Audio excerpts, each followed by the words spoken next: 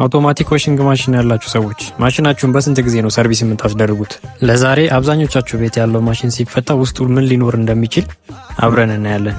ስራችንን ስንጀምር እንግዲህ ከላይ ቦርዶ ያለበትን ቶፑን ነው ማለት ነው መጀመሪያ የምንፈታው። ከዛ በመቀጠል ይህንን ድራሙን ይዞት ያለውን ብሎን እንፈታለን። ከዛችኛውን ካወጣን በኋላ ድራሙ ሙሉ መውጣት አለበት ማለት ነው በደንብ እንዲጸዳ። ከዛ ይሄኛው ሙሉ ድራሙን ወደ ላይ ከሰብነው በኋላ እንደምትመለከቱት እንግዲህ ውስጡ እንደዚህ የተጋገረ ቆሻሻ ነው የምታገኙት። ከዛም እንግዲህ ቀጣይ የሚሆነው ድራሙ ላይ ያሉትን እነዚህ የቆሻሻ ማጠራቀሚያ እንበላቸው እነሱን እንፈታለን ማለት ነው። ድራሙኑ ሙሉ መፈታታት አለበት፣ ምክንያቱም እዚህ ውስጥ በዚህ መልኩ እንደዚህ ቆሻሻ ተጋግሮ ስለሚቀመጥ ማለት ነው።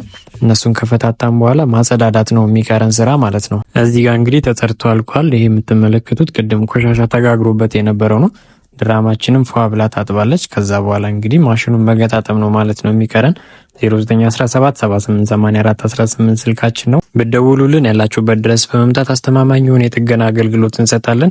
እንዲሁም እንደዚህ ማሽናችሁ ሰርቪስ እንዲደረግ የምትፈልጉ መደወል ትችላላችሁ።